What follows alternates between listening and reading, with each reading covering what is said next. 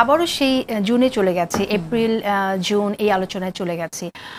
এটা কি আপনার কাছে কি মনে হয় যে আবার একটা সংশয় সৃষ্টি করছে কিনা নির্বাচন নিয়ে? সংশয় সৃষ্টি করছে, কারণ যে কথাটা মীর হেলাল ভাই বললেন, বা এই যে এক ধরনের ধোঁয়াশা তোলা হচ্ছে যে দেশের অবস্থা ভালো নয়। হ্যাঁ, এটা দেখেন যে যতই উনি বলুক না কেন, জামাতে ইসলামী বলছি ইলেকশন অথবা ফেব্রুয়ারি অথবা এপ্রিলে হবে, কিন্তু এক ধরনের প্রপাগান্ডা কিন্তু ছড়ানো হচ্ছে যে দেশের পরিস্থিতি ভালো নয়।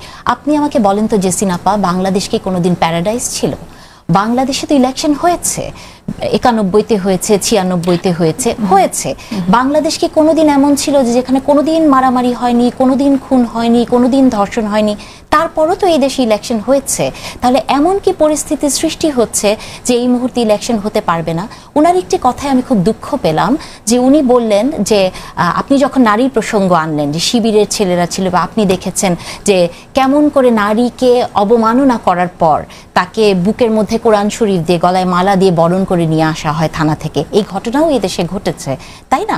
তো এরকম একটা জায়গায় উনি এই ঘটনাকে বলছে বিচ্ছিন্ন ঘটনা, কিন্তু অন্য যে ঘটনাগুলো আপনি পটিয়ার কথা বললেন, তাহলে সেটাও কি কোনো বিচ্ছিন্ন ঘটনা নয়?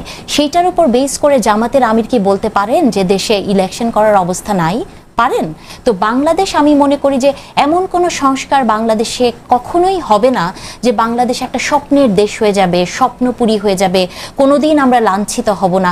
আপনি দেখেন, নারী প্রসঙ্গে যদি আসি, যে কথাগুলো চলছিল, আজকে আপনি শুধু খালি টকশোটা দেখবেন, যে আজকের টকশোতে আপনাকে আমাকে নিয়ে লেখা হবে, যারা করে আমরা জানি কারা করে, যে আমি কেন হিজাব করিনি, তাই না, আমরা কেন পর্দা করে আসিনি। অথচ এই দলগুলো, ইসলামিক দলগুলো, কখনো তাদের নেতাদের প্রশ্ন করে না যে তারা কেন বেগানা নারীদের সাথে বসে টকশোতে আসেন, তাই না?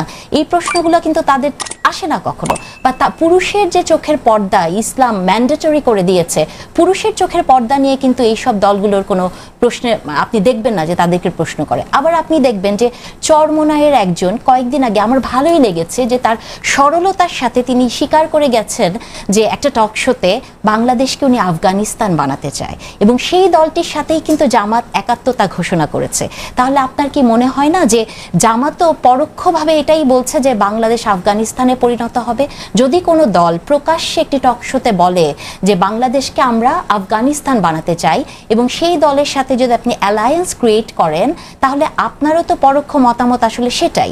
আমি জামাতের আমিরের একটা ইন্টারভিউ পড়েছিলাম, সেটা ডেইলি স্টারে দিয়েছিল মনে হয় গত বছর অক্টোবর নভেম্বরের দিকে। উনাকে নারী নিয়ে কিছু প্রশ্ন করা হয়েছে। উনি বলেছেন একটা জায়গায়, যে যখন প্রশ্ন করা হয়েছে জামাতে কবে নারী আমির হবেন, উনি বলেছেন আপনি কোরআন শরীফ পড়েন। এটার উত্তর আমি এখন দিব না। উনি সাংবাদিককে বলেছেন কোরআন শরীফ পড়ার পর আপনি এই প্রশ্নটা আমাকে করবেন। সেখানে উনি একটা জায়গায় বলেছেন যে আল্লাহ আমাদেরকে, নারীদেরকে এমন করে সৃষ্টি করেছেন, নারীর বহুবিধ কাজ আছে না, নারী সন্তান পালন করবে, নারী অনেক দায়িত্ব নারীকে দেয়া হয়েছে।